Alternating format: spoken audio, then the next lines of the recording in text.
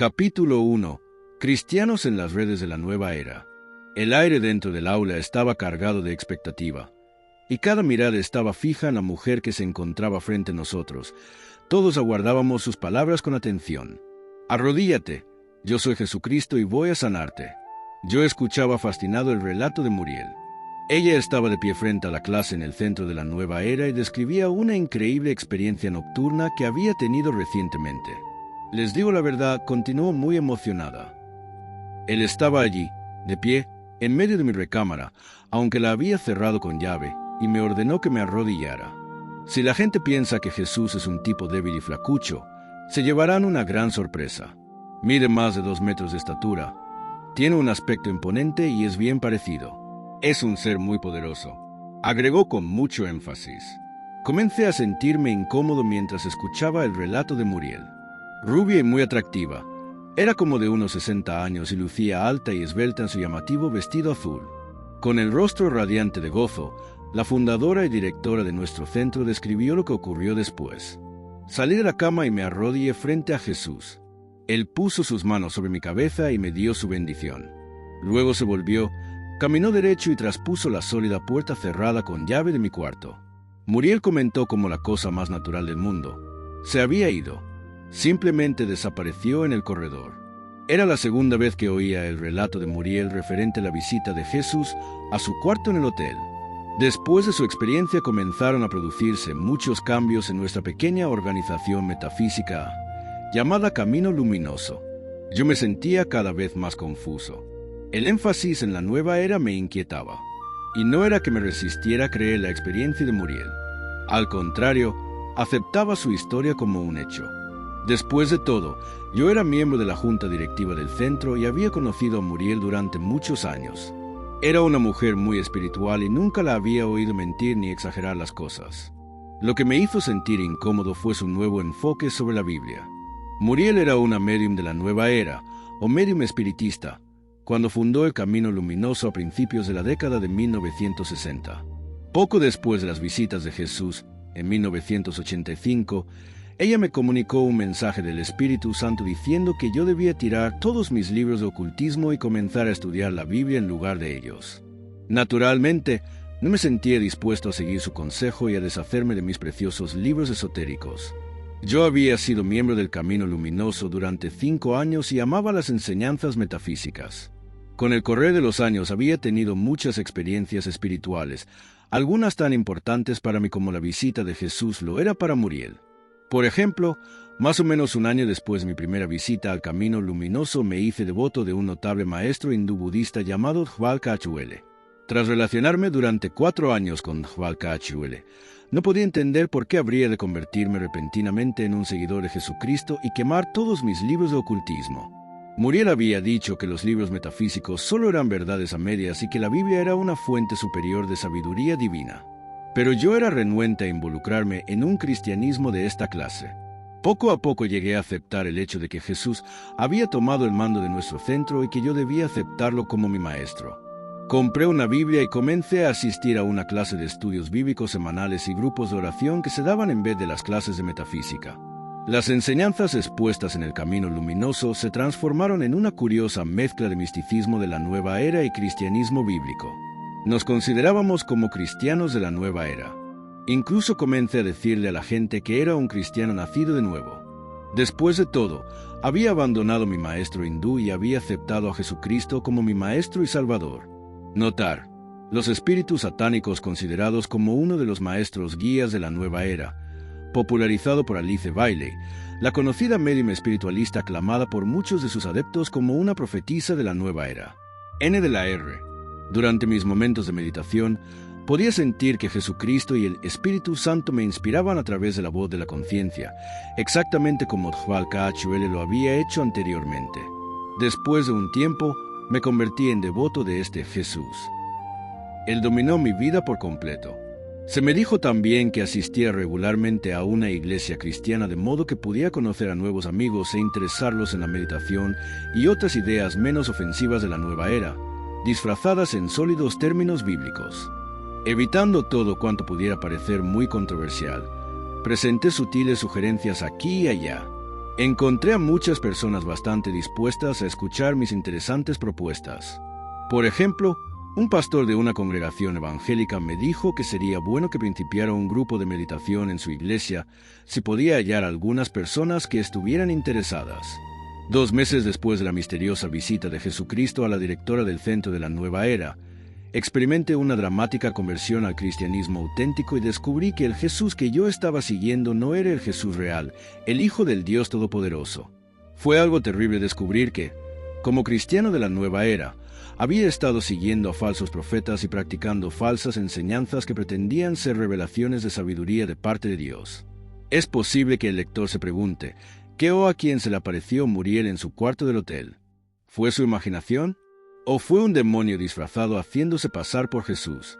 Considerando la última posibilidad, puede ser que usted no crea en la existencia de ángeles satánicos. Cuando recién creí pasar del ocultismo al cristianismo, también pensaba de ese modo. Suponiendo que los ángeles malos eran solo un mito, jamás se me ocurrió ni siquiera remotamente que alguna vez me hallaría bajo el control de uno de ellos. Sin embargo, no hay duda de que un poder definido tomó la dirección de nuestro centro y de mi vida personal. Dios permitió que tuviera una profunda e increíble experiencia leccionadora antes de ser arrancado de las garras de las tinieblas y llevado a la verdadera luz de una relación real con Cristo. En nuestros días, el engaño se presenta bajo rostros amables. Amor, sanidad, crecimiento interior y contacto con seres de luz. El enemigo de Dios ha perfeccionado su arte de disfrazar el error con apariencia de verdad. Detrás de esas promesas se oculta un sistema que mezcla fragmentos de nueva luz con ideas ocultistas, filosóficas y esotéricas, logrando confundir a muchos que, con sinceridad, desean acercarse a Dios. Algunos llegan incluso a creer que siguen a Cristo, cuando en realidad están siendo guiados por poderes espirituales de las tinieblas. Los cristianos seducidos por la nueva era. Varios meses después de haber sido rescatado de la nueva era y de la poderosa arma que constituye el cristianismo falsificado que enseña, di el testimonio de mis experiencias a un gran grupo de cristianos en una reunión campestre. Les hablé de cuán fuertemente atrapado estuve en la red del engaño perpetrado por el movimiento cultico de la nueva era y de sus esfuerzos por fusionar la filosofía oriental con el cristianismo. Después de la reunión, una pareja de mediana edad se me acercó. Con una expresión de tristeza en el rostro, el padre me dijo: «Nuestra hija fue siempre tímida y nerviosa, pero hace poco empezó a asistir a unas clases de yoga. Ahora también practica la meditación para encontrar paz y relajamiento. Y ella nos ha dicho que da resultado. Poco a poco se está convirtiendo en una devota de las ideas de la nueva era y ya no escucha nada de lo que le decimos, aunque todavía canta en el coro de nuestra iglesia. ¿Qué podemos hacer? Es posible que usted tenga algún pariente relacionado con la nueva era. Este movimiento está atrayendo bajo su influencia a muchos cristianos en forma muy sutil. Yo también fui una de sus víctimas de joven. Aun cuando había sido criado en una familia cristiana y asistía a la iglesia semanalmente, fui engañado por las promesas de salud, felicidad y realización del movimiento de la nueva era. Fui completamente desviado y poco a poco me sumergí profundamente en el mundo del ocultismo. Y lo mismo puede ocurrirle a cualquiera, a usted, su familia o sus amigos. Por ejemplo, mi propia relación activa con el movimiento de la nueva era comenzó cuando me uní a una organización internacional llamada Salud para la Nueva Era, que tenía su sede en Londres. Yo ni siquiera sabía lo que significaba el término nueva era, ni andaba tras guías espirituales ni prácticas ocultistas. Lo único que me interesaba era encontrar información acerca de las técnicas curativas debido a un problema de salud que tenía. Pero mi ingenuo interés me condujo eventualmente a la senda de la sumisión a los poderes engañosos. Al parecer, mi formación cristiana no pudo darme el conocimiento que me habría puesto en guardia contra los peligros del curso de acción que estaba tomando. El conocimiento, el éxito y la unidad con Dios son las promesas que el movimiento de la nueva era presenta a la víctima potencial que está a punto de entrampar. Y millares de individuos cristianos y ateos están siguiendo a este señuelo sin sospechar nada. Muchos cristianos ortodoxos, incluyendo algunos pastores, han probado la carnada de la nueva era y han encontrado que es bueno para comer y agradable a los ojos y codiciable para alcanzar sabiduría. Génesis 3, 6. Durante el tiempo que fui un cristiano de la nueva era, me resultó muy agradable descubrir que algunos predicadores cristianos ya enseñaban varias de las creencias de la nueva era. Al escucharlos expresar gozosos algunas declaraciones que estaban en armonía con lo que yo había aprendido en mi entrenamiento metafísico, Pensé que estos predicadores debían haber recibido información directamente del reino espiritual, o posiblemente estaban inspirados por los escritos de la nueva era que circulaban ampliamente. El mismo pastor de ustedes puede haber expresado extrañas interpretaciones de pasajes bíblicos y ustedes no estaban muy seguros de dónde las había tomado. Las enseñanzas y prácticas de la nueva era se han extendido tanto que la mayoría de los cristianos están muy propensos a ponerse en contacto con ellas en una forma u otra. Con mucha frecuencia las personas no están conscientes de aquello a lo cual se exponen. Por ejemplo, es probable que usted haya consultado con autoridades médicas que practican técnicas de salud novedosas e interesantes, y usted ni se imaginó que tales técnicas estaban orientadas hacia la nueva era. Tal vez algún miembro de su familia se ha interesado en la astrología, como Nancy Reagan, pensando que sería benéfica, o al menos una diversión inofensiva. Estoy seguro que la esposa del popular expresidente no se daba cuenta que la astrología es una antigua práctica de adivinación originaria del paganismo babilónico y que se prohíbe expresamente en la Biblia. Es posible que usted haya buscado orientación de un consejero ignorando que se trataba de un psicólogo de la nueva era y estuvo expuesto, sin saberlo, a una sutil telaraña de engaño. Si usted busca una relación más estrecha con Dios, quizá la así llamada ciencia de la meditación despierte su interés. Es posible que se haya preguntado si la meditación será una buena práctica para los cristianos. En mi caso, lo primero que hice fue practicar la meditación introspectiva de la nueva era en una clase del Centro Metafísico Camino Luminoso. Algunas personas se inician en la meditación de la nueva era en sus mismas iglesias. Como mi parienta Jan, por ejemplo. Ella es secretaria de una gran editorial cristiana. Al sentarse en su escritorio a leer uno de mis manuscritos, comenzaron a surgir varios interrogantes con respecto a algunas de sus actividades recientes. Asistió a un estudio bíblico, me informó Jan, en el cual el maestro pide a los miembros de la clase sentarse tranquilamente y tratar de oír la voz de Dios. Me pregunto si no será esto el principio de lo que dices en tu libro. Ten la plena seguridad de que así es, le contesté. Me suena como un caso típico de invasión de las técnicas de la nueva era en tu propia iglesia. Este tipo de meditación introspectiva no se encuentra en la Biblia y nunca ha sido parte de las actividades cristianas ortodoxas. Es una práctica hindú, indescifrable y potencialmente peligrosa. Conferencias ocultistas en la iglesia metodista. Algunas iglesias de la zona de la ciudad en que vivo le dan entrada abiertamente a los conferencistas de la nueva era y sus filosofías impías. Tomemos, por ejemplo, una gran iglesia metodista en el área de Los Ángeles. Ha alquilado valientemente su santuario a Benjamin Creme, la renombrada celebridad de la nueva era, para presentar sus conferencias de la costa occidental con respecto a la segunda venida de El Cristo al planeta Tierra. Creme es un ocultista que puso un anuncio a toda página en 18 de los más prestigiosos periódicos del mundo en 1982, anunciando que el Cristo había regresado y estaba viviendo en Londres. Jesús advirtió que actividades tales como las que realiza Creme acontecerían en el tiempo del fin. Entonces, si algunos dijere, mirad, aquí está el Cristo, o mirad, allí está, no lo creáis, porque se levantarán falsos cristos y falsos profetas, y harán grandes señales y prodigios, de tal manera que engañarán, si fuere posible, aun a los escogidos. Ya os lo he dicho antes, Mateo 24, 23-25. No que incluso los elegidos están en peligro de ser engañados. Yo espero que su pastor no alquile su iglesia a un agente de la conspiración del anticristo. ¿En verdad son tan malas las filosofías de la nueva era? Al principio me sentí agradecido de formar parte del movimiento de la nueva era. Sus enseñanzas eran una respuesta para muchos de mis interrogantes y me daban esperanzas para el futuro. La nueva era parecía ofrecerme todo aquello que había estado buscando. Me sentí parte de un movimiento, parte de un grupo de personas que buscaban sinceramente mejorar la calidad de vida de este planeta y poner su ser en armonía con Dios. Llegué a creer que si aplicaba las enseñanzas y las técnicas de la nueva era a mi modo de actuar, mis habilidades y talentos se desarrollarían hasta el límite de mi potencial y así podría realizarme y alcanzar la felicidad. Por ejemplo, comencé a practicar la meditación con la esperanza de recibir iluminación, un engaño muy común que más tarde lamentaría profundamente. Durante esta práctica llegué a darme cuenta de que era posible ponerse en sintonía con una voz interior, que interpreté erróneamente como la voz de la conciencia, que parecía dar consejos sabios. Conocida por los miembros de la nueva era como el yo superior, no era algo así como una voz extraña que me hablaba, sino muy parecida a la voz de mi propia conciencia. Increíble sutileza diabólica, que me hablaba con claridad especial y carisma, en forma novedosa y distinta. La nueva conciencia recién descubierta parecía operar en un nivel de sabiduría superior a mis pensamientos lógicos regulares. Los miembros de la nueva era consideran a esta voz interior como una expresión de la voz de Dios, una manifestación del Espíritu Santo hablando a través de la mente. Yo estaba encantado de descubrir esta fuente de sabiduría divina dentro de mi propia mente mientras me preparaba a hacer muchos cambios saludables en mi vida. Sin embargo, después de algunos años de aparentes bendiciones, mi vida se convirtió gradualmente en una pesadilla.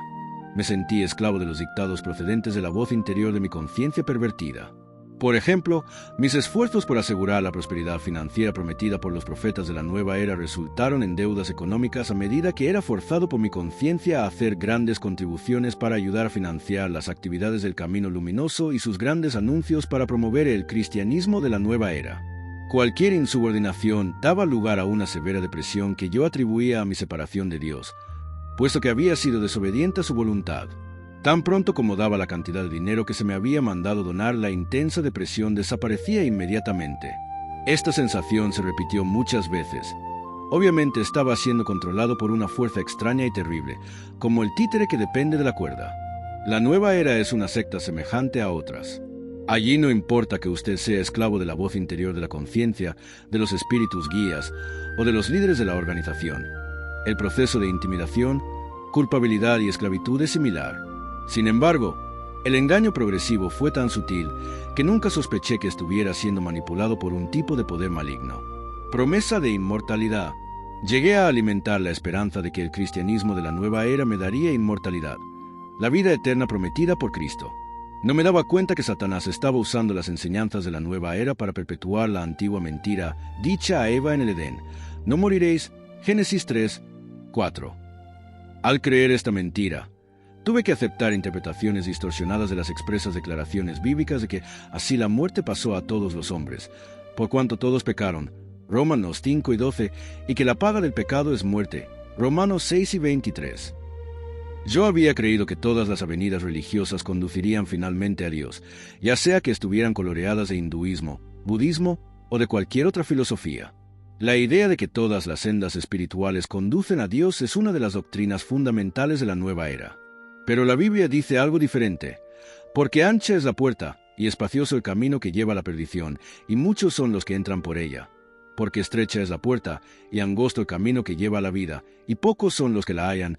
Mateo 7, 13-14.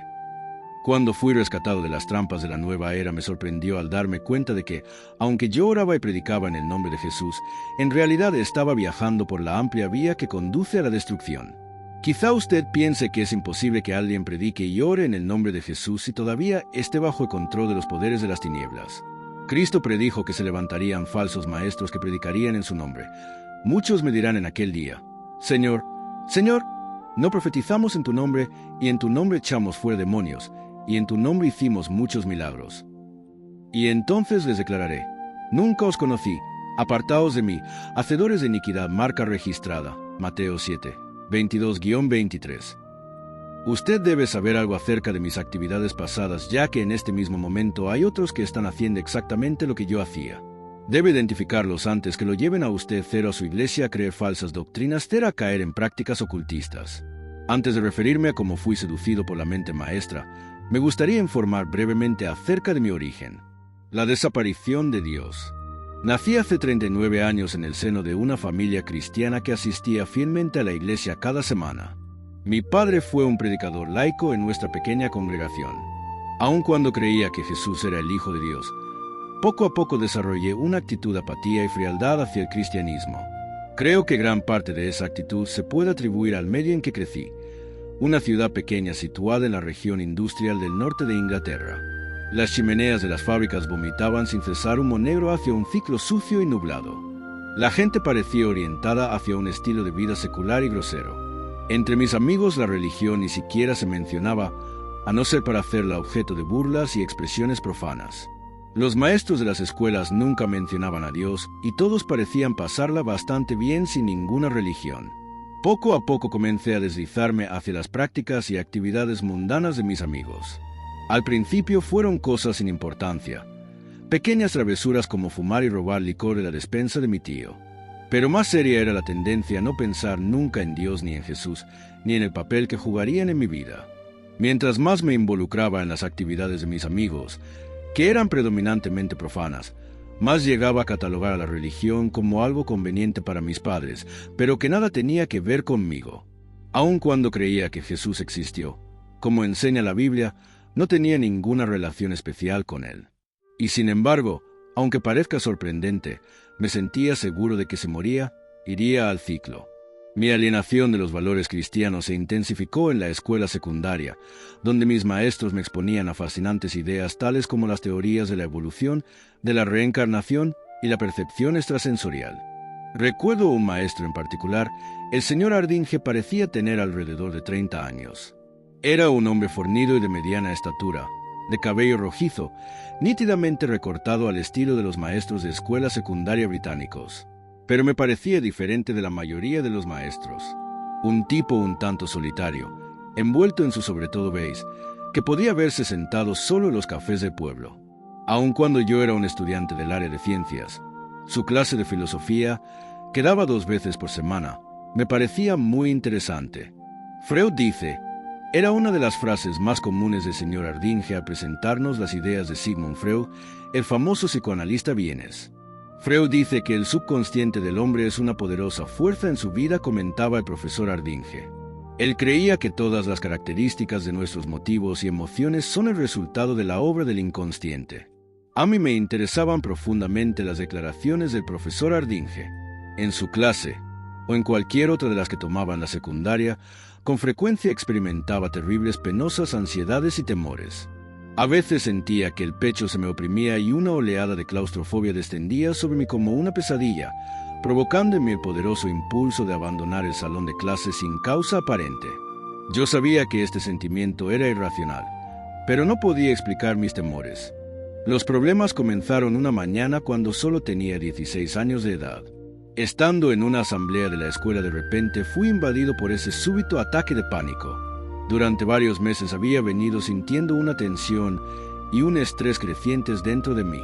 Pero aquella mañana en particular la tensión pareció estallar en un ataque de temor y ansiedad que difícilmente pude controlar.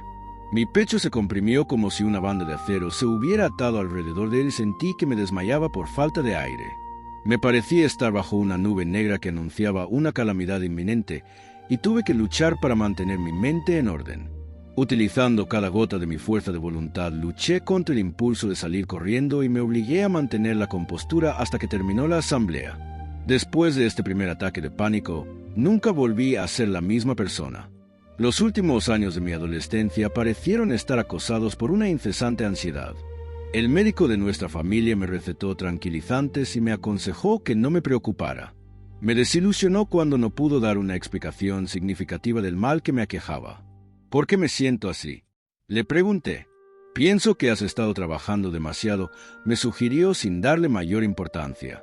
Su vaguedad me hizo desconfiar de su diagnóstico. Para ser sincero, el excesivo estudio pudo haberme empeorado, pero me negaba a aceptar que fuera la causa básica de mi mal.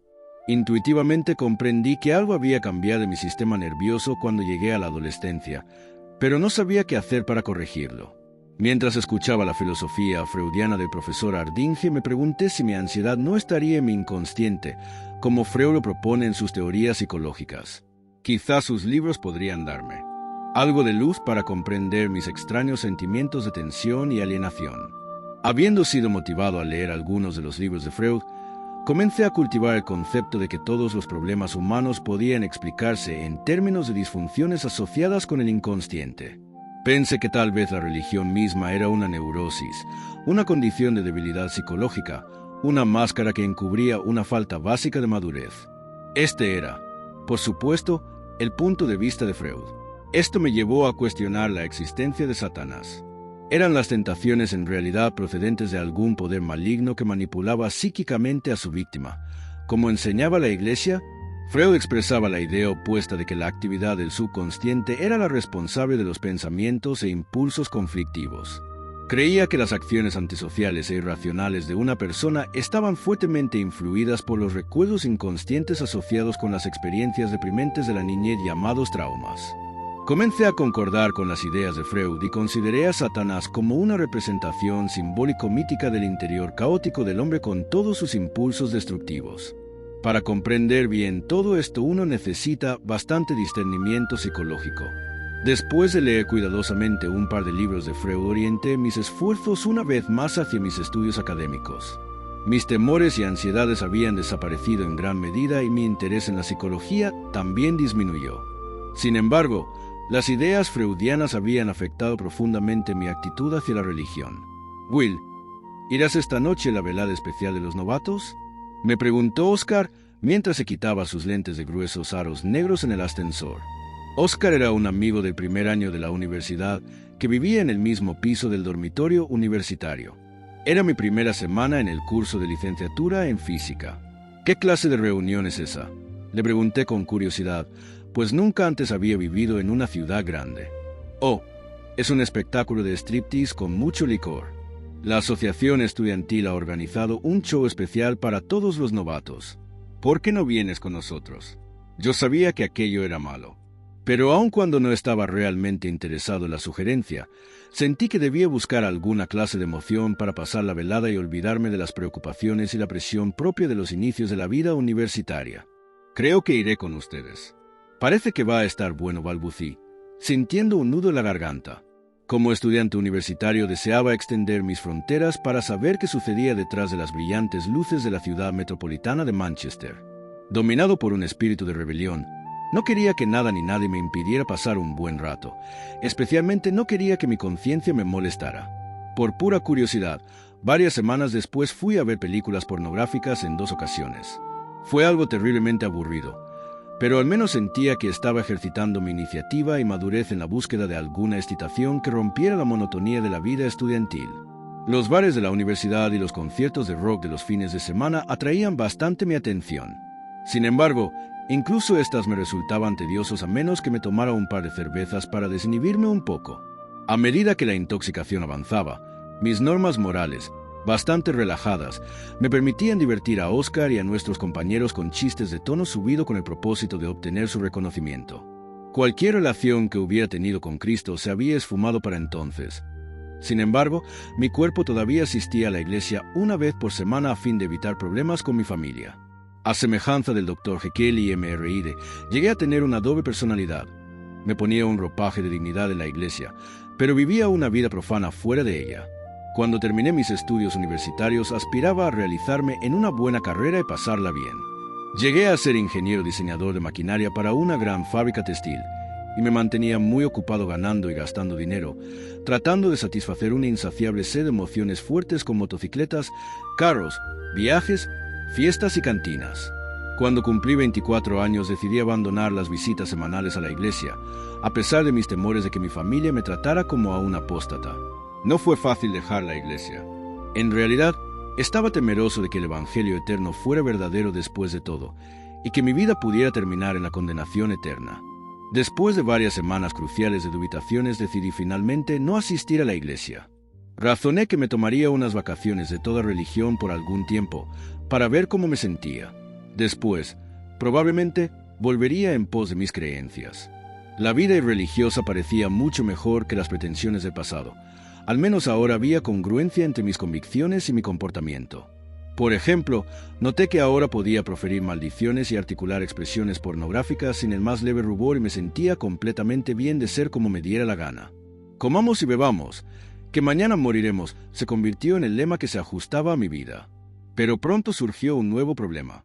No morí, y me resultaba cada vez más difícil divertirme independientemente de cuán activa fuera mi vida social. Y cuán desesperadamente activa era mi vida. Una vez de tímido estudiante de secundaria, ahora estaba involucrado en todo, desde el motociclismo hasta el alpinismo, desde los oscuros bares hasta los festivales de rock. Sin embargo, después de estas actividades, el antiguo sentimiento de insatisfacción subía reptando hasta mi corazón. Me llegó una carta de mi hermana mayor.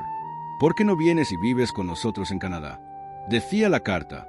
«Podrías iniciar una vida nueva en esta tierra de oportunidades». Mi hermana y su esposo habían emigrado a Toronto varios años antes. La invitación me gustó. Convencido de que yo necesitaba un cambio drástico para salir de mi rutina, acepté su consejo y volé hacia la perspectiva de una nueva vida. Desafortunadamente, mi presencia en un nuevo país no parecía alterar mis sentimientos. Además, echaba de menos a mis amigos que se habían quedado en Inglaterra. Y después de unos pocos meses regresé a mi pueblo natal. Pero ahora me sentía consciente como nunca de mi insatisfacción y mi depresión aumentaba. Además, las fobias y tensiones que había experimentado en mi adolescencia nunca me abandonaron por completo y ansiaba sentirme relajado y verdaderamente tranquilo. Al recordar el gran aprecio que mi maestro de secundaria tenía por Freud, decidí volverme a la psicología como un medio para hallar respuesta a los problemas de mi vida. Visité muchas veces una biblioteca y pedí prestados varios libros de psicología. En mi fuero interno me preguntaba, ¿podrá dar paz y satisfacción a mi vida la correcta aplicación de esta psicología? Las ideas expresadas en sus páginas parecían muy alentadoras. Fue entonces cuando un pequeño volumen colocado en un anaquel de aquella biblioteca captó mi atención.